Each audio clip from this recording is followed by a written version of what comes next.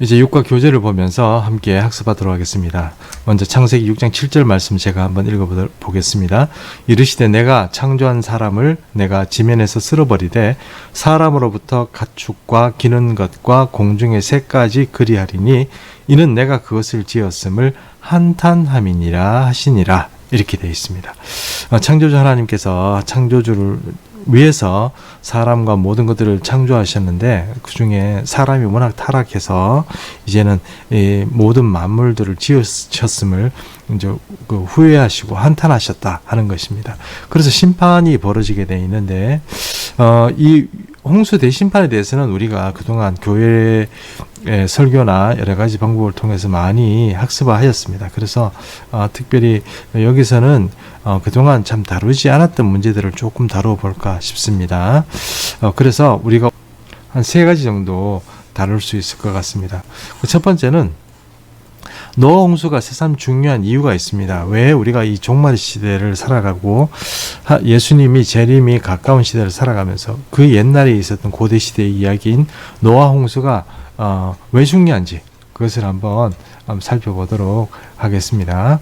그 다음에 두 번째는요, 홍수 이후의 세상입니다. 이것은 아마 우리가 홍수 이후에 세상이 어떻게 변화되었고 또 사람이 어떻게 살아가게 되는지 그런 이야기들을 우리 살펴볼 것이기 때문에 이 이야기들은 많은 정보들을 가지고 계시지 않을까 이렇게 생각합니다. 그 다음에 오늘은 조금 특별히 강조하고 싶은 것은 3번째입니다. 여기에 보면 이 규칙성이란 말을 쓰고 있죠.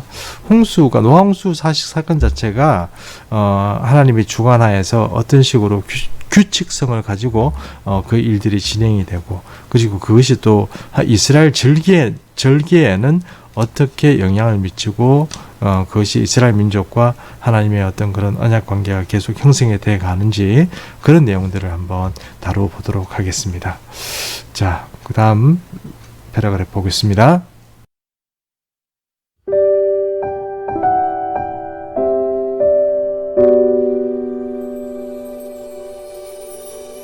부패한 시대의 재현.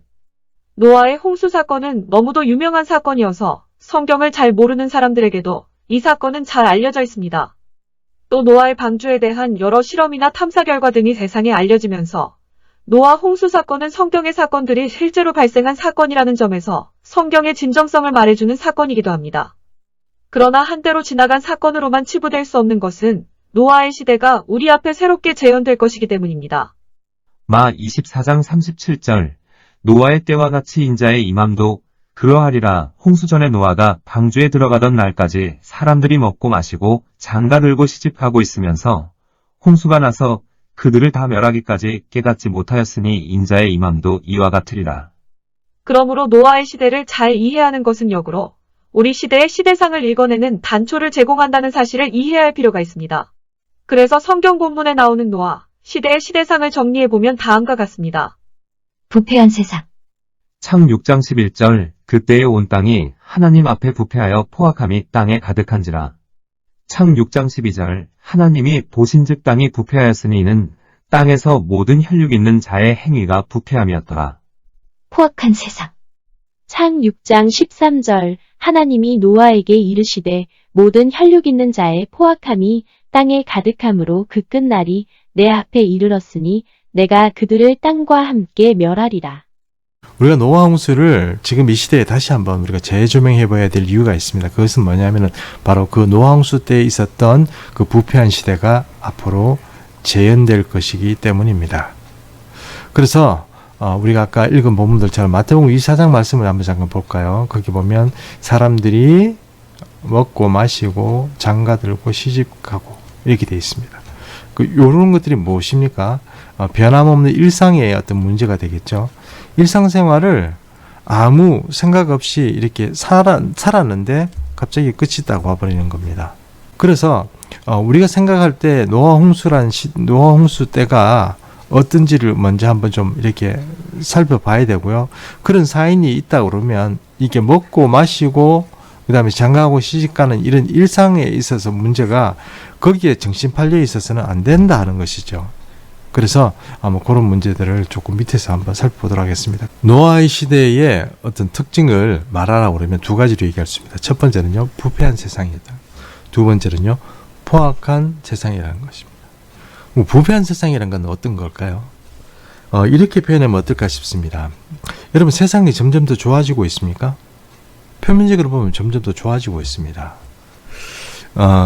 과학이 발전하죠. 지식도 발전합니다. 이성적으로 사람들이 사고합니다.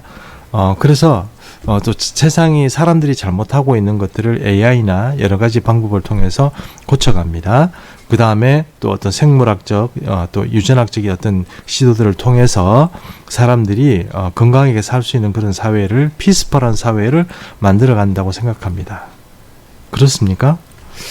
그렇지 않죠. 그 부패한 세상이란 것은 우리가 일반적으로 생각하고 있는 19세기에 이 표현을 어떨지 모르겠습니다. 사회적 진화론이라는 말이 있어요. 이 표현은요, 사회가 진화한다는 뜻이죠. 어떤 방향으로 진화한다는 뜻일까요? 좋은 방향으로 사회가 점점 더 좋아진다는 것이죠. 그런데 지금 우리가 겪고 있는 세상은 어떻습니까? 부패한 세상입니다. 즉, 동성애 얘기를 한번 해볼까요? 그리고 어느 시대에 못지않게 우리 시대가 지금 굉장히 음란한 시대죠. 그 다음에 도덕적 가치가 파괴되고 있고요. 전통적으로 인간이나 인류가 가지고 있는 무형적 자산이 부서집니다. 철학이니 그 다음에 어떤 도덕적 가치 같은 것들이 다 무너지는 것이죠. 우리가 이 사회를 통해서 한번 배웠을 때 바로 하나님께서 이 세상에 심판하는 것 중에 하나가 부패한 세상이 도래한다는 것이죠.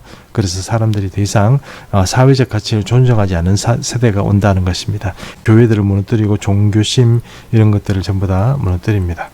자, 그 다음 포악한 세상인데, 포악한 세상도 마찬가지입니다. 사람들을 존경하고 평등하고 공정한 사회를 만들어갈 것 같지만 표면적으로 그렇다고 얘기하는데 사실은 그렇게 되지 않죠. 점점 더 국민들을 옥죄우고 또 세계인들을 통솔하려고 합니다. 거기에는 억압의 어떤 그런 기구들을 이제 사용하게 되겠죠. 파워를, 세상의 권력이 점점 더 포악한 방향으로 진행이 됩니다. 과거에는 사실 이런 표현을 어떨지 모르지만 제가 옛날 사람이라서 그런지 이렇게 조금 표현할 수 있었을 것 같아요. 예를 들어서 공산주의 사회가 있고 여기 민주사회가 있다 그러면 이거 분명히 이렇게 두 개가 이제 양립이 됐습니다. 그래서 아무래도 이쪽이 좀 더 인권을 존중하고 여성을 존중하고 아이들을 보호하고 이런 것들이 강하죠. 여기는 어떻습니까? 무신론적인 가치 안에서 사람들을 보기 때문에 여기에서는 수만이 죽어도 별로 사실은 여기에서는 그것이 어떻게 하다 보니까 그렇게 정치하다 보니 그렇게 된 거지 사회를 세우려보다는 그렇게 된 것이 아니라 여기는 도덕적인 어떤 불감증이 있습니다. 말 그대로 포악한 세상이 여기는 전개가 되는 것이죠. 앞으로는 어떻게 될까요? 이게 만약에 예전에서 50대 50이었다면 앞으로 어떻게 될까요? 90대 10 정도로 그렇게 될 겁니다. 그러면 여기 10에 남아있는 나라가 되는 게 지금 관건입니다. 이제 생존의 문제입니다. 포악한 세상에서 피스풀한 그런 사회와 그 정치 구조, 그런 어떤 종교 구조를 가지고 살아갈 수 있는 10% 정도밖에 안 되는 요 정도의 사람, 그런 사회, 이것이 굉장히 중요한 그런 세상이 되었다 하는 것입니다. 노아홍 때에 있었던 부패한 세상과 포악한 세상의 의미들을 우리 시대에 비견해서 한번 살펴보았습니다. 부패와 포악의 원인. 창 6장 1절. 사람이 땅 위에 번성하기 시작할 때 그들에게서 딸들이 나니 하나님의 아들들이 사람의 딸들의 아름다움을 보고 자기들이 좋아하는 모든 여자를 아내로 삼는지라. 여호와께서 이르시되 나의 영이 영원히 사람과 함께하지 아니하리니 이는 그들이 육신이 됨이라. 그러나 그들의 날은 120년이 되리라 하시니라. 당시의 땅에는 네피림이 있었고 그 후에도 하나님의 아들들이 사람의 딸들에게로 들어와 자식을 낳았으니 그들은 용사라. 고대의 명성이 있는 사람들이었더라. 그 시대의 부패와 포악의 원인은 일반적으로 알고 있는 사실과는 다소 차이가 있습니다. 왜냐하면 이런 부패와 포악의 원인이 인류사 안에서 자체적으로 발생하였다기보다는 사전적으로 선행된 사건의 결과로 세상이 부패와 포악으로 가득 찬 세상이 되었기 때문입니다. 이런 원인에 대한 내용이 위에 본문에 등장합니다. 이를 몇 가지 연구를 통해 살펴보면 다음과 같습니다. 이제 홍수시대의 부패와 포악의 원인을 한번 살펴보도록 하겠습니다. 창세기 6장에 그 내용들이 적혀 있는데요. 이 내용은 자주 이야기를 했기 때문에 자세히 다루지는 않겠습니다. 그러나 여기에 있는 주체들이 몇 가지를 먼저 한번 살펴보도록 하겠습니다. 첫 번째, 누구요? 사람의 딸들. 두 번째, 하나님의 아들들. 세 번째, 네피림. 이 존재가 누구인지를 설명하고 이것들이 어떻게 규정되는가에 따라서 우리가 얘기하는 것이 한결 또 분명해질 것입니다. 그러면 먼저 하나님의 아들들에 대해서 볼까요? 욥 1장 그리고 욥 38장 이렇게 한번 보십시오. 욥 1장에는 하나님의 아들들이 와서 하나님의 앞에 여호와 앞에서 섰다 이렇게 돼 있죠. 어떤 하나님과 어떤 회의를 하거나 어전 회의에 어떤 배석하게 되는 그런 표현입니다. 이해하시죠? 네. 그 다음에 여기 보면 새벽 별들이 기뻐 노래하며 하나님의 아들들이 다 기뻐 소리를 질렀다 이렇게 됐습니다. 새벽별이라는 것이 그냥 별일까요? 그렇지 않다고 그랬죠. 그러니까 새벽별, 하나님의 아들들 이것들이 다 어떤 천국에서의 어떤 신분을 말하는 것입니다. 그리고 하나님의 아들들이라는 것이 분명히 이제 구약에서는 신적 존재로 여호와 앞에 섰던 어떤 그런 신적 존재로 나온다는 것입니다. 아담은 신적 존재가 아니죠. 이해하시죠? 사람입니다. 아담은. 그 다음에 시편 보니까 너희 권능 있는 자들아 이렇게 되어 있습니다. 원어로 보면 권능 있는 자들아 이렇게 얘기하는 이 권능 있는 자들이라는 표현 자체가 사람을 얘기하는 것이 아닙니다. 그 다음에 이렇게 제가 설명을 하는 이 배경의 어떤 그 내용들이 유다서에 나옵니다. 유다서 1장 6절에 보니까요. 큰 날의 심판까지 누가 갇힌다는 얘기죠? 천사들입니다. 어떤 천사들? 하나님의 아들들이라고 말하는. 자, 그 다음에 이 소돔과 고모라 얘기가 여기 나옵니다. 소돔과 고모라.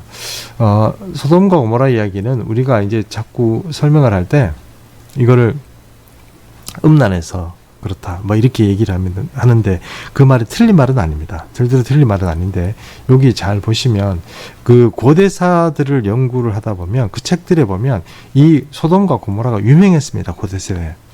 도시로서 유명했습니다. 어떤 도시로 유명했냐면은 사기치고 빼앗고 그 나그네들을 괴롭히는 도시로 아주 유명한 도시였습니다. 그래서 이웃 도시들도 그러니까 소돔과 고모라가 그렇게 따라가니까 이웃 도시들까지 음란하며 다른 육체를 따라간다고 그랬으면 다른 육체가 누구죠? 바로 이 네피림을 얘기하는 거겠죠. 다른 육체가 뭐가 있습니까? 세상에. 그래서 소돔과 고모라가 이 음란의 어떤 상징처럼 등장하는 이유가 뭐 때문에 그렇습니까? 이 다른 육체들 때문에 그렇다는 거예요. 자, 그 다음에 사람의 딸들을 한번 보도록 하겠습니다. 사람의 딸이 누구인지는 사실 중요하지 않습니다. 왜냐하면 이거를 자꾸 어떤 족속의 어떤 문제로 돌려가지고 신학적으로 설명하려고 그러는데 그렇게 애쓰지 않으셔도 됩니다. 그냥 사람이라고 생각하면 답입니다. 그걸 왜 그렇게 얘기할 수 있냐면 베드로전서 3장 19절을 보면 이런 표현이 나옵니다. 그가 또한 영으로 가서 되어 있습니다. 이 그가 누구죠? 그가 예수님입니다. 예수님. 예수님이 어떻게 하셨다고요? 십자가에 못 박히고 3일 동안 3일 밤낮으로 어떻게 해요? 암흑에 계셨죠. 시체가 안에 있었습니다. 그때 주님이 무슨 일을 하셨냐면 3일 동안에 지옥에 가셨어요. 지옥에. 목사님 그거 어떻게 알아요? 사도신경에 그렇게 나와 있죠. 제가 사도신경 설명하면서 여러분들에게 말씀드렸잖아요. 전 세계에서 유일하게 사도신경에서 주님께서 예수께서 지옥으로 내려가시고 라는 그 말 자체를 빼버린 나라가 대한민국이라고요. 그 설명이 안 되는 거예요. 이런 말은. 근데 예수님은 실제로 사도신경이 말한 것처럼 고대 사람들이나 라틴어 자체나 아니면 모든 어떤 사도신경을 쓰는 사람들이 다 쓰는 어떤 지옥으로 내려가시고라는 말 자체를 해석을 해보면 바로 이런 표현이 그냥 자연적으로 이해가 되겠죠. 옥에 가셔갔어요. 옥에 갔다는 얘기는 바로 암옥이라고 그랬지 않습니까? 거기 옥에 가서 영들에게 선포하셨습니다. 영들에게. 뭘 선포하냐면 그들은 전에 노아의 방주를 준비할 동안 하나님이 오랫동안 참고 기다리실 때에 어떻게 해요? 복종하지 아니하던 자들이라 방주에서 물로 말미암아 구원을 얻은 자가 겨우 몇 명뿐이니 겨우 몇 명이요? 8명입니다. 그렇죠?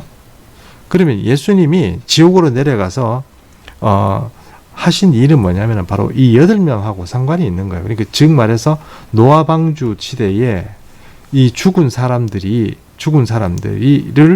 구원하시라고 주님이 옥으로 내려가셨다. 이렇게 얘기할 수 있는 것입니다. 그리고 6장 3절에 보면 그들이 육신이 됐다고 그랬습니다. 육신이 됐다는 얘기는 뭡니까? 영적인 존재들이 육신이 되어버렸다 하는 뜻이 되겠죠.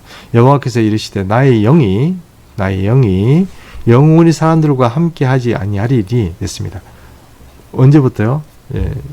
육신이 되고 난 이후에 이는 그들이 뭐가 되어버렸어요? 육신이 되어버렸어요. 육신이 되어버렸어요. 누가요? 천사가. 영적인 존재들이 육신이 되어버리니까 문제가 생긴 거죠. 그래서 네피림이 생긴다는 겁니다. 그 다음에 네피림이 살았던 세상입니다. 그러니까 이런 네피림이 보면 이 이야기를 잘 들어보시면 창세기 6장 4절이죠. 제가 이걸 다시 한번 읽어보도록 하겠습니다. 당시에 땅에는 네피림이 있었어요. 사람이 아닙니다. 예. 네피림이 있었어요. 그다 하나님의 아들들이 사람의 딸들에게 들어가서 자식을 낳았으니 그들은 용사라 되어 있습니다. 그 이후에도 사람이, 그러면 이 네피림이라는 존재를 설명하는 말이 뭡니까? 그 이후에도 똑같이 했다는 얘기 아닙니까? 그 전에 하던 짓을. 그렇죠? 그 이후에도 하나님의 아들들이 사람의 딸들에게 들어가서 이 인간 어떤 육체를 만들어내는데 그 걔들이 뭐라는 얘기? 피림의 얘기를 하면 우리는 그리스 보면 제우스가 사람을 취해서 자식을 낳죠. 그래서 낳은 게 뭡니까? 여러분 잘 아시는 헤라클레스. 또 이제 요즘 좀 뜨는 망치 들고 막 천둥의 신 토르 이런 존재들이 뭡니까? 네피림이라는 겁니다. 네피림. 그리스 신화를 인정하는 그런 문제가 아니고 신화 자체가 가지고 있는 성서적인 배경이 있다는 겁니다. 그냥 만들어진 게 아니라는 겁니다.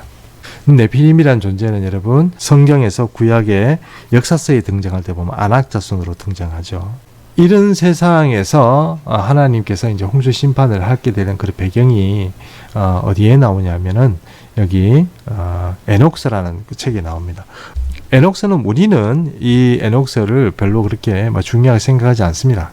그러나 그 성경의 진리를 보완해주고 설명해주는 그런 문화적인 배경으로서 에녹스를 충분히 검토할 필요가 있는 것이죠. 외경인 에녹스 10장에는 하나님의 미가엘 천군에게 이렇게 얘기를 합니다. 제가 한번 읽어보겠습니다. 모든 쾌락에 젖은 영혼과 쫓겨난 천사의 자손을 없애라. 다시 얘기할게요. 여기서 쾌락에 젖은 영혼이란 누구를 말하죠? 위에서 살펴본 것처럼 얘들은 천사들입니다. 사람 얘기하면 안 됩니다. 사람이란 뜻이 아니고 천사라는 뜻입니다. 영혼과 쫓겨난 천사의 자손. 그러니까 여기는 천사고, 그렇죠? 그 다음에 여기는 뭡니까? 자손입니다. 자손. 자손을 뭐라고 얘기한다고요? 성경적으로 네피림이라고 얘기한다고요. 그렇죠? 없애라. 그들은 인간에게 어떻게 했기 때문에요? 난폭하게 하였기 때문이다. 얘기됐습니다. 일체의 난폭을 지상에서 없애라. 이게 바로 홍수 시대, 홍수 심판의 어떤 배경이 되는 이야기를 하는 것입니다.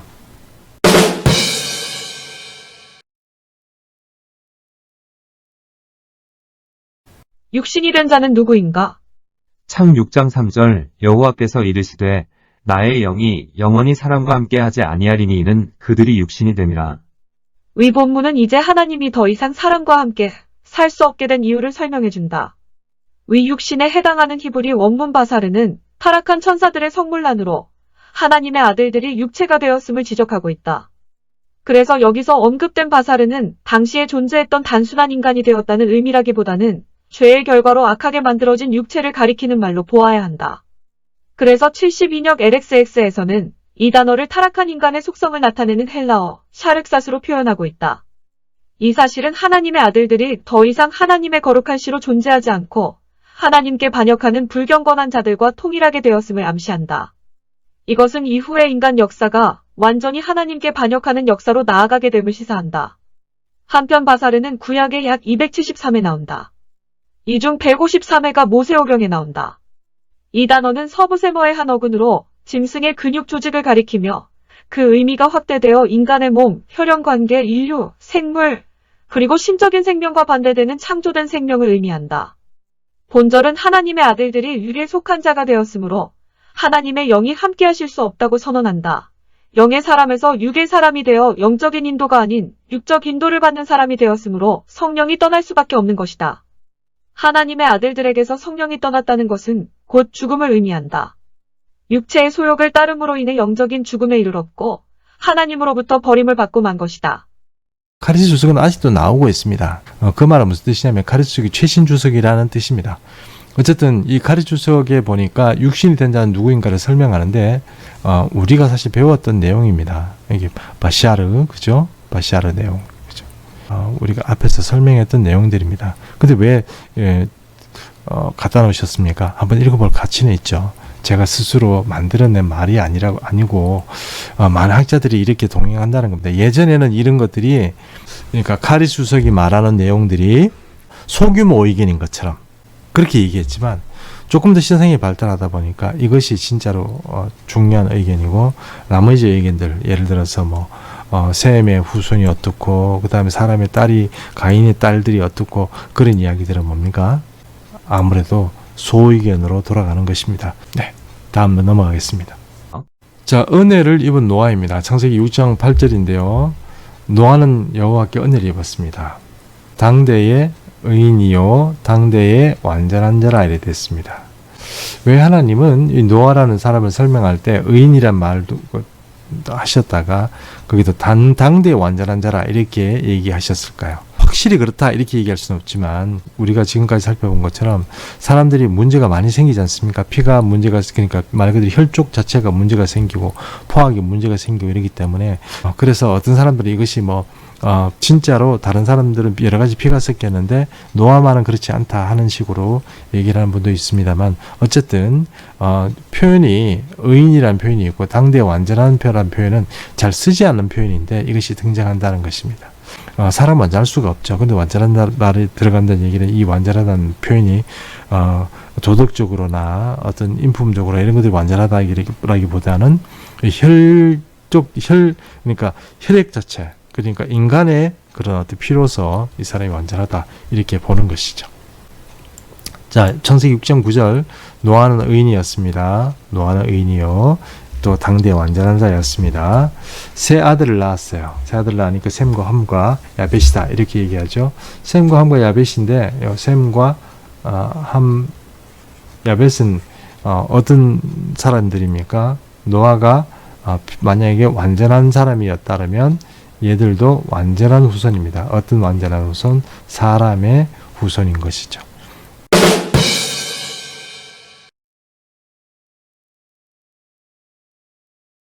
이제부터는 우리가 처음 시작할 때 말씀드린 것처럼 이제 거기 보면 두 번째 주제로 넘어가도록 하겠습니다. 홍수 이후의 세상에 대해서 한번 살펴보려고 하는데요.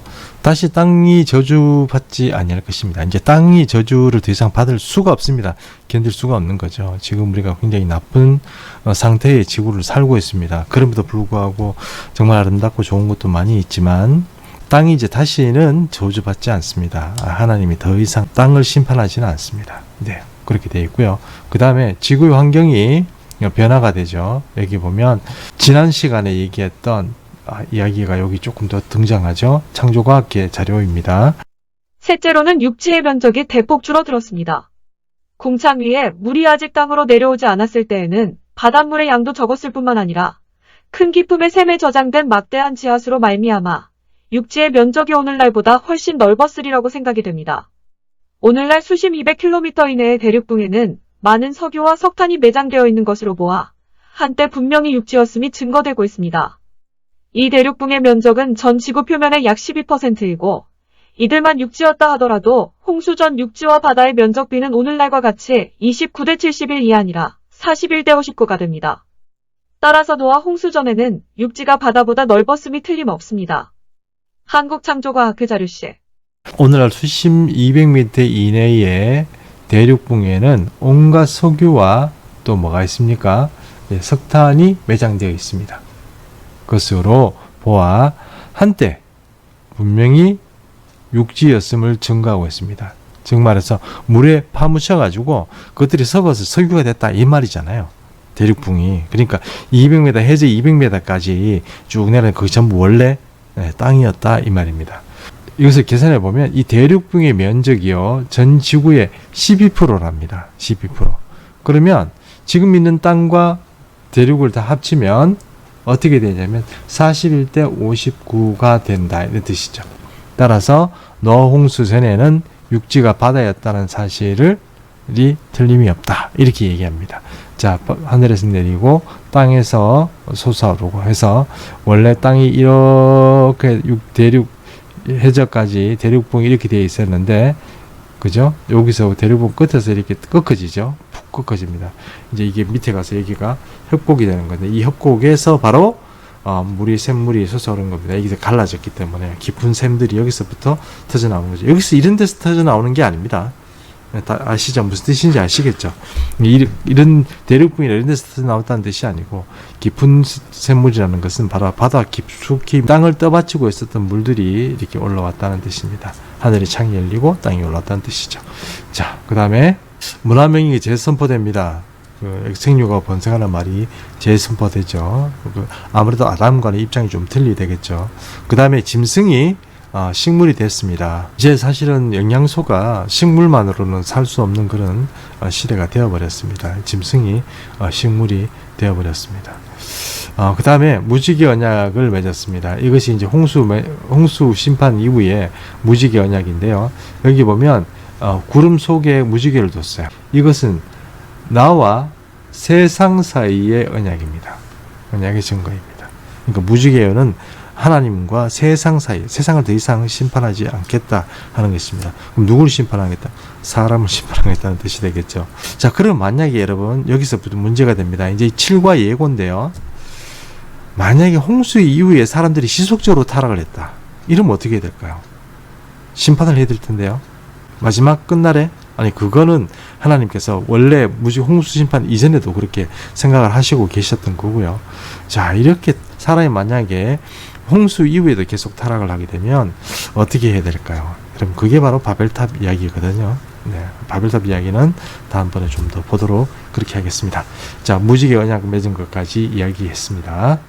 역창조의 과학성.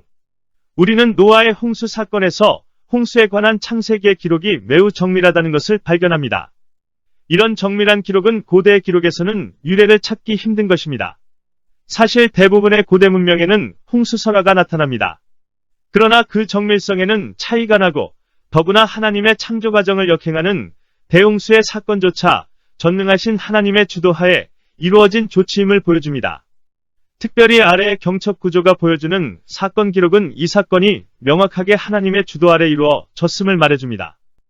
여러분, 이번 시간에는 아주 중요한 이야기입니다. 역창조의 과학성이라는 주제로 한번 다뤄볼 건데요. 역창조란 건 뭐죠? 역창조란 것은 창조한 것을 거꾸로 한다는 뜻이지 않습니까? 그리고 결국은 이제 노아 홍수를 통해서 하나님께서 지금까지 구축해 놓았던 세상, 이 피조물들을 심판한다는 뜻이잖아요. 근데 이 심판이 그냥 이루어지는 것이 아니고 막 이루어진 게 아니라는 뜻입니다. 굉장히 정밀한 규칙성을 가지고 이루어졌다는 것입니다. 그래서 결국 이 말은 무슨 뜻이냐면, 지금 이제 살펴보게 되겠습니다만, 이 말은 결국 무슨 뜻이냐면, 하나님께서 홍수 심판을 통해서 세상을 심판하실 때 그것이 굉장히 주도 면밀한 규칙성을 가지고 이루어졌다 하는 것입니다. 그것을 어떻게 알 수 있냐면 바로 히브리 문학 구조가 가지고 있는 바로 이 경첩 구조라는 것을 통해 보면 정확하게 그 이미지를 알 수 있습니다. 이것을 조금씩 한번 연결해 볼까요? A, 이것이 A-와 연결되죠. 그렇죠? 7일 동안 기다림. 그죠? 여기는 7일 동안 기다림입니다. 요 D와 D-를 기점으로 해서 어떻게 됩니까? 전환되는 거죠. B는 7일 동안 기다리고 돼 있고, 여기도 7일 동안 또 기다려. 여기는 40일 동안 홍수가 내려요. 40일 동안 기다립니다. 왜냐면 물이 빠져야 되니까요. 여기는 150일 동안 물이 범람해요. 여기는 150일 동안 물이 빠집니다. 즉 하나님께서 이렇게 잘 보면, 성경의 기록을 잘 살펴보면 요런 식으로 이렇게 우리 예전에 배웠죠? 히브리 문화의 구조, 경첩 구조라고 말씀드렸지 않습니까? 어떤 기점을 가지고 이것이 바로 붙이면 이게 딱 맞게 되어 있는 거죠. 이런 구조가 히브리 문화 구조의 어떤 대표적인 어떤 그런 구조라고 말씀드렸습니다. 이 결국 무슨 얘기냐면 홍수 심판을 하실 때 하나님께서 이런 기한들을 두고 성경에 이렇게 기록되어 있는 것을 보면 놀랍게도 그것이 하나님의 주도하에 심판을 하셨다는 것을 알 수 있다 하는 것입니다. 자, 다음 문제를 한번 보도록 하겠습니다. 이것은 사실 아까 본 내용들이기 때문에 특별한 내용들은 없을 것 같습니다. 노아 홍수가 가져온 환경의 변화는 계절이 조금 더 간단하게 한 건데요. 좀 그래도 살펴보면 계절이 생기죠. 계절이. 그 예전에는 계절이 없었다는 것입니다. 이 계절이 없고 큰 동물이든 작은 동물이든 유익한 동물들이 평화롭게 살 수 있는 그런 자연 환경이었다 하는 것입니다. 육식을 먹게 되죠. 예, 육식 먹게 됩니다. 육식을 먹지 않으면 좀 힘들죠. 또 구름 속에 무지개가 있게 되었습니다. 이것은 하나님께서 세상을 더 이상 심판하지 않겠다는 그런 표시입니다. 자, 카리스주석에서 제가 한번 카리스주석을 아까 좀 설명을 드렸습니다만 수명 보십시오. 수명, 이게 사람들이 점이 찍혀 있죠. 점이 찍혀 있습니다. 이런 점들이 뭡니까? 바로 사람들의 수명이죠. 수명인데 갑자기 이렇게 되는 겁니다. 이렇게 쫙 이렇게 떨어지는 거죠. 자, 여기서 어떤 곡선들의 평균값을 이렇게 찾아서 이렇게 추세선을 이렇게 그려봤습니다. 추세선은 점선을 이렇게 파선으로 이렇게 쭉 되어 있는데 요것이 바로 기점이 되는 것이 무엇입니까? 바로 노아홍수죠. 노아홍수입니다. 자, 노아홍수 이후에 사람들은 살기가 힘들었습니다. 이제 이때 어디 거대 동물들이 대부분 소멸되었고요. 그리고 사람도 이제 살기가 점점 힘들어져서 지금 사람 이 정도 살고 있습니다. 그렇죠? 네, 좋습니다. 연구 노트 보도록 하겠습니다. 자, 6강 연구 노트를 시작하도록 하겠습니다. 오늘 다뤄보려고 하는 그 연구 노트의 주제는요, 노아 홍수와 이스라엘의 절기입니다. 노아 홍수는 창세기의 이야기니까 당연히 나와야 되겠지만 거기 왜 이스라엘의 절기가 나오느냐 이렇게 의문스러운 분이 계실 것입니다. 노아 홍수와 이스라엘 절기는 생각보다 깊은 연관성이 있습니다. 한번 살펴보도록 하겠습니다. 오늘 성경이 말하는 절기의 기준은 무엇입니까? 이런 첫 번째 성경이 말하는 절기의 기준은 그것이 1월 성신을 기준으로 합니다. 창세기 1장 14절입니다. 하나님이 이르시되 하늘에 궁창과 광명체들이 있어 낮과 밤을 나누게 하고 그것들을 징조와 계절과 날과 해를 이루게 하라. 이렇게 성경 말씀을 하고 있거든요. 그래서 즉 말하면 하나님께서는 이 우주를 창조하실 때 지구 주변에 있는 여러 행성들을 통해서 바로 낮과 밤을 나누게 하고 또 징조도 삼고 그리고 계절과 날과 해를 이루도록 그렇게 시간을 알 수 있게 해주셨다 하는 것을 알 수 있습니다. 특별히 우리가 여기서 징조란 말을 한번 잘 살펴보시기 바랍니다. 징조. 그러니까 우리는 별을 연구하고 이런 것, 천문학을 연구하고 이런 것들이 조금 미신적인 어떤 학문이라고 생각을 합니다. 사실 그런 면도 있죠. 그러나 1월 성신을 잘 연구해 보면 거기에는 우리가 생각하지 못한 그런 어떤 현상들이 그런 어떤 징조들이 드러난다 하는 것입니다. 왜냐하면 하나님께서 이렇게 1월 성신을 만들었기 때문이죠. 여러분 잘 아시는 예수님을 찾아왔던 그 동방박사 세 사람도 사실은 바로 천문학을 연구하는 사람이라고 그렇게 얘기하지 않습니까? 네, 그래서 1월 성신은 성경이 말하는 어떤 절기의 기준이 됩니다. 두 번째 기준이 또 있는데요. 이게 바로 이스라엘의 절기는 여호와의 절기입니다. 왜 여호와의 절기냐고 하면 출애굽기 12장 13절에 보시면 내가 애굽 땅을 칠 때에 그 피가 너희가 사는 집에 있어서 너희를 위하여 표적이 될지라 내가 피를 볼 때 너희를 넘어가리니 이 유월절 얘기하는 거 아닙니까? 예, 재앙이 너희에게 내려 멸하지 아니하리라. 너희는 이 날을 기념하여 여호와의 절기를 삼아 영원한 규례로 대대로 지킬지니라. 이렇게 나와 있습니다. 성경이 말하고 있는 어떤 여호와의 절기 특징이 몇 가지가 있는데요. 그 중에 몇 가지를 제가 한번 여기다가 한번 기록해 보도록 하겠습니다. 첫 번째는 하나님이 제정하신 것입니다. 하나님 직접 제정하신 거죠. 사람이 어떤 절기를 삼고 이렇게 한 것이 아닙니다. 또 두 번째, 여호와의 절기의 특징은 하나님이 선제적으로 제정하신 것입니다. 선제적으로 제정했다는 말의 의미가 무엇이냐면 사건이 발생 이후가 아니라 예고하시고 나서 사건이 벌어지는 형태입니다. 6월절만 해도 여러분 하나님께서 이렇게 해라. 양을 잡아서 문지방과 문설주에 발라서 너희 죽음이 너희를 찾아오지 않도록 해라. 이렇게 조치를 해놓으시는데 그게 바로 6월절이죠. 미리 선제적 조치를 하시고 그 다음날 그렇게 일을 벌이신 것이죠. 그래서 이스라엘의 절기에는 하나님이 선제적으로 먼저 제정하셨다는 것, 그렇게 했다는 것이고요. 세 번째는 숨겨진 경륜이 있다는 것입니다. 하나님께서 이 세상을 통치하시고 또 그것을 움직여 가는데 여호와의 절기가 굉장히 중요한 어떤 시나리오를 구축하고 있습니다. 한번 보겠습니다. 이 말씀은 골로새서 2장 말씀인데요. 골로새 2장 16절 17절 말씀인데 제가 한번 읽어보겠습니다. 그러므로 먹고 마시는 것과 절기나 초하루나 안식일을 이유로 누구든지 너희를 비판하지 못하게 하라. 이것들은 장래의 일의 그림자이나 몸은 그리스도의 것이니라. 이렇게 얘기했습니다. 다른 말로 바꾸면 절기나 초하루 안식일을 잘 연구해 보면 거기는 하나님의 경륜이 숨어 있다는 것입니다. 그러나 그런 거 가지고 그러니까 유대적인 어떤 그런 배경을 가지고 이방인 너희들을 자꾸 이렇게 비판하고 이렇게 믿어야 돼, 이런 게 진리야, 이렇게 자꾸 공격하지 못하게 하라, 이런 말입니다. 그래서 이것은 장래일의 그림자라고 그랬습니다. 그래서 잘 연구해 보면 거기에는 우리가 몽학선생이란 그 사도 바울의 표현도 있지 않습니까? 네, 그것처럼 이런 것도 잘 연구해 보면 하나님의 경륜이 숨어 있는 것은 사실이라는 것입니다.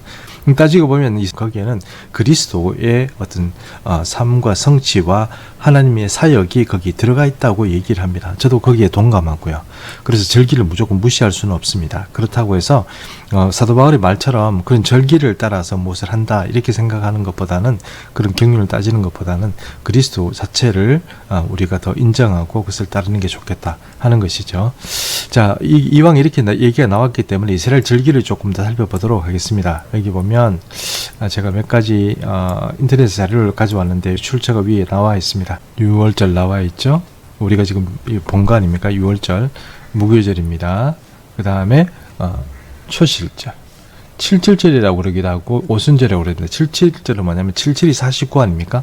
49니까 49 플러스 1 하면 그 다음 달이니까 그것이 오순절이 되는 거죠. 우리 성령 강림하고 같이 가는 절기 아닙니까? 그 다음에 나팔절이 있고요.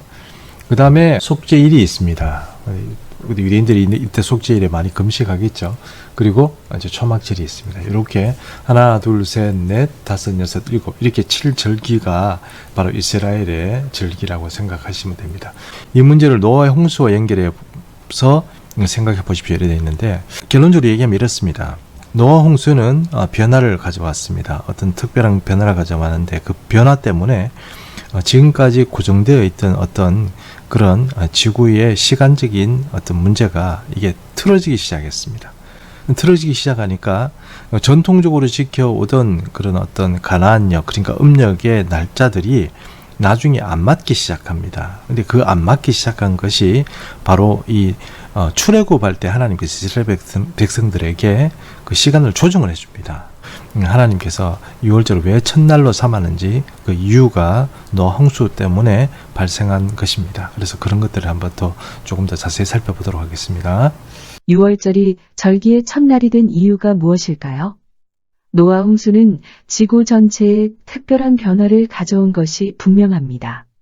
대홍수로 인해서 지구의 공전과 자전의 변화가 왔다고 보여지기 때문입니다. 즉 원래 창조시에는 정확한 규칙에 의해 움직이던 지구가 홍수로 인해 공전과 자전의 변화를 일으켜서 약간의 불규칙성이 생기면서 인간이 지켜오던 절기나 일시 등의 변화가 일어났다는 것입니다. 그 근거가 바로 6월절입니다. 6월절이 해의 첫날이 되다. 위 본문에 따르면 노아 홍수 이후에 유대인들이 지키는 정월 새해 첫날이 바뀐다는 것을 알 수 있습니다. 원래는 태슈리월 민갈력 가나할력 1월이었습니다. 그런데 출애굽 시대의 6월절을 겪으면서 이 6월절이 정월이 되었습니다. 민갈력으로 보면 7월이었던 니산월이 정월이 된 것입니다. 일반적 혹은 신학적으로 이렇게 절기가 바뀌게 된 것은 6월절을 기념하기 위한 조치라고 여겼습니다. 하나님의 크신 능력이 나타난 날이고 보면 이런 생각을 하는 것이 무리는 아닙니다. 그러나 이 문제를 보다 과학적인 문제로 접근하던 일부 학자들은 하나님께서 노아, 홍수부터 출애굽 때까지 누적된 6개월을 그 시점에서 정산하라고 명령한 것으로 봅니다. 앞에 창세기 본문을 두고 본다면 모든 시절과 절기는 우주의 별자리나 달의 움직임에 따라 그 기한과 시기가 정해지는 것으로 말씀하기 때문입니다. 그렇다면 이 6개월의 차이는 무엇일까요? 학자들은 다음과 같이 그 6개월을 계산합니다. 원래 유대력은 천체학적으로 3가지 단위를 합하여 사용하는데 지구가 이를 자전하는 시간을 하루, 달이 지구 주위를 공전하는 기간 한 달, 태양의 주위를 공전하는 기간 한 해 봅니다. 그렇게 원래는 1년이 360일, 30일에 12일이었습니다. 그런데 노아의 홍수로 인해서 문제가 생겼습니다. 지구가 대단위의 재난을 겪으면서 자전과 공전 주기에 문제가 생긴 것입니다. 자전과 공전이 예전처럼 정확한 것이 아니라 고도의 계산이 필요하게 되었습니다. 그것을 산출해 보면 다음과 같습니다. 자, 본문에서 우리가 읽어봤던 것처럼 노아 홍수는 지구 전체에 특별한 어떤 변화를 가져왔습니다. 지구가 가지고 있었던 그런 대홍수의 심판들 때문에 바로 공전과 자전의 변화가 왔다고 보는 것입니다. 공전과 자전의 변화가 왔다는 얘기는 뭡니까? 창세기 1장에서 본 것처럼 1월 성신이 절기의 기준이 되고 계절의 변화의 기준이 되는데 그것들이 틀어지기 시작했다 하는 것입니다. 자, 그것들을 그래서 한번 계산을 한번 해보면 6월절과 왜 노아 홍수를 연결하는지 이해하실 수 있습니다. 자, 우리가 지금 살펴보려고 하는 것은 이스라엘의 1년 절기를 잘 보시면 원래 음력으로 1월 1일이 그리고 우리가 말하면 구정이라고 얘기하는 것이 티슈레이 혹은 티슈리월 이렇게 얘기하는데 티슈리 월 이렇게 얘기하는 이 10월 달입니다. 이제 10월 달 이렇게 11월 달, 12월 달 이렇게 되어 있는 거 이거는 양력입니다. 태양력이라고도 하죠. 그레고리역이라고도 합니다. 이런 이제 이 그레고리역이 이렇게 돌아가는 것을 가지고 양력이죠. 그리고 우리가 지금 말하는 것이 여기가 바로 1월 1일이 되겠죠. 1월 1일이 되겠죠. 양력으로 1월 1일이 되는 겁니다. 그러니까 원래 음력으로 볼 때 이 티슈레이 그러니까 티슈리월 여기가 음력으로 1월 1일이 있는 날입니다. 그런데 갑자기 출애굽하고 나서 하나님께서 갑자기 이 니산월 그러니까 출애굽이 있는 6월절이 있는 그 해를 어떻게 얘기하냐면 그 니산월 14일을 뭐라고 삼았습니까? 6월절로 삼으면서 이 날을 뭐라고 합니까? 해의 첫 해로 담아라고 했으니까 이 날이 음력 그러니까 일단 양력은 접어두고요. 음력 그러니까 이스라엘 백성들이 지켜야 하는 달력에 원래는 이게 1월이었는데 여기가 1월이 된 겁니다. 그 정반대에 있으니까 이게 차이가 몇 개월 정도 되냐면 6개월 정도가 차이가 나는 거죠. 자, 지금까지 사람들은 6월절이 왜 이스라엘 백성들이 하나님께서 그것도 1월 1일로 삼으로 했냐 하는 것을 볼 때 6월절을 기념하기 위해서라고 생각했습니다.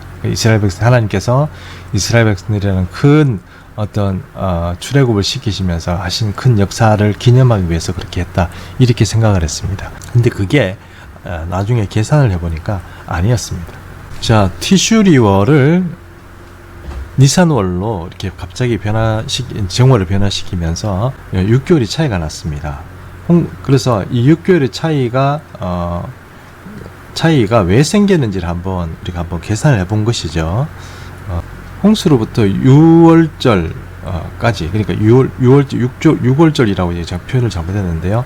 홍수로부터 6월절까지 차이는 2011년입니다. 그러니까 2011년의 계산 BC 2668년 빼기 BC 1657년, 여기 2668년은 노아 홍수 이야기입니다. 그러니까 지금부터 4600여 년, 700년 정도 전에 바로 홍수 심판이 이 땅에 있었습니다. 목사님 정확합니까? 정확합니다. 그 다음에 BC 1657년에 출애굽이 있었습니다. 지금으로부터 몇 년입니까? 한 3600년 이 정도 되는 시기에 바로 이제 계산한 거죠. 그럼 이 둘을 해보면 1011년의 차이가 납니다. 즉 노아 홍수부터 6월절까지 1011년이다 이런 뜻입니다. 자, 양력과 음력을 치환하는 방법으로 한번 계산을 해보는데요. 양력은 신경 쓰지 마십시오. 양력은 이렇게 나와 있기 때문에 이 신경 안 쓰셔도 되는데 음력을 좀 신경을 쓰셔야 됩니다. 자, 양력 19년을 한번 계산해보고 음력 19년을 계산해보면 양력으로 19년을 계산하면요, 이게 365.24219 나옵니다. 즉 우리는 양력으로 생각할 때 반드시 365일이 있다고 생각하지만 365일이 아니죠. 그렇게 되지 않습니다. 365일이 있는 것이 아니고 한 번씩 조금 이렇게 윤달이 끼기도 하고 그러지 않습니까? 그래서 한번 이 19년에 한 번씩 이 7번의 윤달이 끼기 때문에 이 윤달을, 그냥 윤달이라는 건 한 달이니까 30일이잖아요. 다시 얘기합니다. 윤달이 낀다는 얘기는 30일이 이렇게 뭔가 왔다 갔다 한다는 뜻이거든요. 1년 기간 중에 30일이 갑자기 탁탁 들어가는 거예요. 19년마다 한 번씩 탁 들어가는 거예요. 그래야 이게 맞아지니까요. 그래서 계산을 하는 겁니다. 자, 그러면 양력은 19년이라는 것을 365.2421945, 이건 원래 이게 정확한 지구의 1년입니다. 지구 1년을 우리가 단순히 365이라고 얘기하지만 그게 아니고 365.2421949가 1년이거든요. 그러면 19년이라고 생각해보면 6939.60171이고요. 19년 동안. 그죠? 그 다음에 음력은 19년이라는 것은, 즉, 이거 말하자 이 음력을 계산해 보는 겁니다. 그러면 음력은 19년에다가 12 곱하고 그 12에다가 29.5예요. 그럼 한 달이 29.5로 잡는 거예요. 그렇게 잡으면, 잡고 더해서 7 곱하기 31을 더해주는 거예요. 그렇게 해야 뭡니까? 요 양력을 하고 맞아갈 거 아닙니까? 다시 얘기하면, 기본적으로 음력을 하고, 19년마다 한 번씩 어떻게 해요? 윤달을 넣어줘야 되잖아요. 윤달을 넣어줘야 되잖아요. 그럼 윤달을 넣어주게 되면 그게 몇 번 들어가냐면 7번 들어간다는 겁니다. 그러니까 1011년 동안 19년마다 윤달이 들어가니까 그것을 계산해 보니까 7번 들어가더라 이 말이죠. 그렇죠? 그렇게 해보니까 6936일이더라 이렇게 되는 거죠. 자, 여기까지는 여러분 다 따라오셨으라고 생각합니다.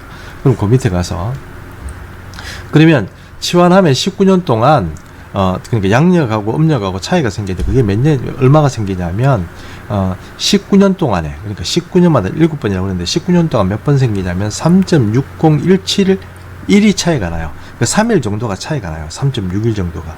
자, 요거를 다시 양력으로 치환한 값을 이용해서 노아 시대의 대홍수와 출애굽의 시간의 차이를 이제 계산해 보는 겁니다. 그러면 1011 곱하기 19 곱하기 3.6017, 그러니까 3.6017을 우리가 아까 앞에서 조금 전에 요 날을 이렇게 가져온 겁니다. 네, 가져왔습니다. 그렇게 보니까요. 그래서 그 양력으로 있었던 양력과 음력으로 차이 나는 3.6017을 한번 계산을 해봅니다. 양력으로 해서. 그럼 19년마다 한 번씩 3.6017이 틀리니까요. 1011년을 한번 19년마다 나누어 가지고 거기다가 거기에 차이만큼 3.617을 해보는 겁니다. 그럼 며칠 차이가 나냐면 191.64831이 차이가 나요. 그럼 요거를 다시 30일로 이렇게 나눠 보는 거예요. 30일로. 왜냐하면 왜 6개월이 그렇게 나눠졌는가 해보니까요. 6.38달이 돼요. 즉 다른 말로 하면 6개월이 차이가 된다 이런 뜻입니다. 조금 계산 과정이 좀 이렇게 뭐 이런 거, 저는 문계 계통이라서 이런 수학 계산하고 이런 것들이 좀 이렇게 뭐 익숙하지는 않습니다만 잘 모르실 분들은 다시 한번 동영상을 돌려서 한번 계산해 보시면 되겠습니다. 뭐 일반적으로 제가 볼 땐 다시 계산할 분이 계실까 싶습니다만 한번 보겠습니다. 결국 이 값은 홍수가 가져온 변화는 출애굽까지 우주적인 시간이 얼마 정도 차이가 난다고요? 6개월이 차이가 나는 겁니다. 즉 말해서 6월절은 우리는 알지 못하는 이 우주적인 시간에서 하나님께서 6개월 정도 이렇게 조정을 하심으로써 인해서 바로 우주적인 시간을 다 알고 계신 하나님께서 그런 것도 조정해 주셨다. 이렇게 얘기할 수 있는 것입니다. 자, 그러면 이런 복잡한 과정이 계속 벌어지면 그 우리가 지금 가지고 있는 음력과 또 그 음력이라는 것은 우리 음력이 아니고 가나안력 혹은 민간력 그다음에 유대력이라고 얘기하는 것과 그 다음에 우리가 양력하고 계속 차이가 날 텐데 그럼 그거 어떻게 해요? 이렇게 생각하면 그거는 여러분 너무 걱정 안 하셔도 됩니다. 출애굽 이후에도 벌어지는 시간의 차이는 어떻게 하냐면 제사장들이 초실절 전에 윤달을 확보하는 방법으로 조절합니다. 그러니까 초실절이 되는데 처음 열매가 안 나와. 그러면 어떻게 해요? 윤달을 확보해서 시간대를 맞추는 겁니다. 그러면 이게 나왔다 그러면 이렇게 하는 거죠. 그래서 사실은 정확한 계산이 되는 것이 아니라 바로 어떤 윤달을 넣어서 확보하는 방향으로 됐다는 것입니다. 자, 결론입니다. 대홍수는 지금은 여러분 그 유대력 자체도 바로 태양력의 아주 정밀한 그런 어떤 우주력을 계산하는 방법이 있지 않습니까? 태양력이 계산을 그렇게 하죠. 그런 거에 따라서 그 바로 이 음력도 유대력이 그렇게 맞춰가고 있습니다. 그리고 걱정 안 하셔도 됩니다. 지금은 잘 같이 맞춰가고 있다 생각하시면 되겠습니다. 결론입니다. 대홍수는 지구의 우주적 시간에 변화를 가져왔습니다. 두 번째, 하나님은 절기를 통해 그것을 바로 잡으셨습니다. 되셨죠? 네. 그리고 뒷면을 넘기시면 창조과학회 자료실에서 가져온 것인데요. 세계 곳곳에 홍수 전설이라고 나와 있습니다. 여기 보면 D, G, W, H, A 이런 식으로 이렇게 표시가 되죠. V 이렇게 표시가 되어 있습니다. 여기 보면 물에 의한 파괴, 신의 저주, 경고가 주어짐, 사람이 살아남음, 동물들이 살아남음, 그 다음에 배로 의해서 그것이 보존되었다 하는 것입니다. 그래서 이런 것들이 이제 세계의 전설로 이제 고대 그 각 민족마다 그런 설화들이 많이 나와 있는데 거기에 바로 이런 표시들로 보면 그들의 설화를 살펴보면 바로 이런 얘기들이 나온다 하는 것입니다. 그러니까 홍수 이야기가 전 세계에 만연되어 있는 이야기로서 등장한다는 것이요.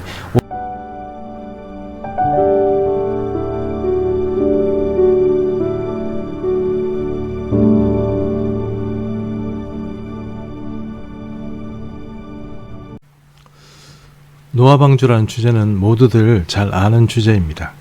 그래서 사람들은 자신이 노아방주에 대해서 많은 것을 알고 있다고 생각합니다. 그러나 사실 문제는 노아방주 자체가 아니라 노아방주로 인해서 이 땅에 오게 된 홍수 심판의 그 결과입니다. 그 결과는 이 땅과 이 자연세계에 굉장히 많은 변화를 가져왔습니다. 그래서 우리는 창조과학자들을 통해서 지식을 반드시 업그레이드해야 합니다. 우리가 알고 있는 것들이 이제 과학의 발전으로 인해서 많이 밝혀지면서 성경의 진리들을 창조과학이 많이 이야기해주고 있기 때문입니다. 그래서 저는 그런 면들은 과학자들에게 맡기고 좀 다른 면에서 노아의 시대를 한번 생각해 보려고 합니다. 우리가 노아의 시대에 대해서 다시 한번 주의를 환기해야 할 이유는 앞으로 노아와 같은 시대가 오기 때문입니다. 마태복음 24장 37절은 이렇게 얘기합니다. 노아의 때와 같이 인자의 맘도 그러하리라. 또 38절에는요. 홍수 전에 노아가 방주에 들어가던 날까지 사람들이 먹고 마시고 장가들고 시집가고 있으면서 39절 홍수가 나서 그들을 다 멸하기까지 깨닫지 못하였으니 인자의 맘도 같으리라 말씀하셨기 때문입니다. 이와 비슷한 말씀이 누가복음에도 나와 있습니다. 자, 그럼 노아의 때는 어떤 때를 말하는 것일까요? 창세기 6장 11절에는 그 비밀이 나와 있습니다. 그때에 온 땅이 하나님 앞에 부패하며 포악함이 땅에 가득한지라 라고 되어 있습니다. 즉, 이 땅의 정치가 하나님의 공의와 정의를 대적하는 그런 부패한 정치가 되었고 그 말이 하나님 앞에 라는 말이 수식어가 들어가 있는 이유입니다. 그래서 부패해서 그 부패함 때문에 부패한 지도자들이 다스리는 정치가 포악하다 하는 것입니다.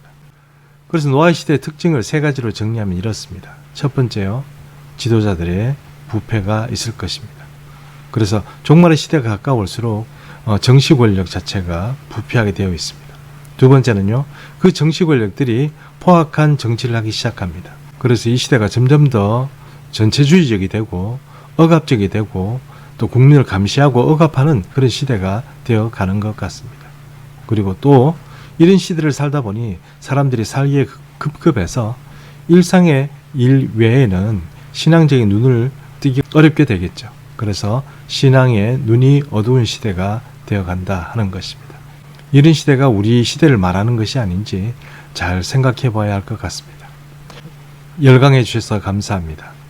다음 주에 뵙겠습니다. 샬롬.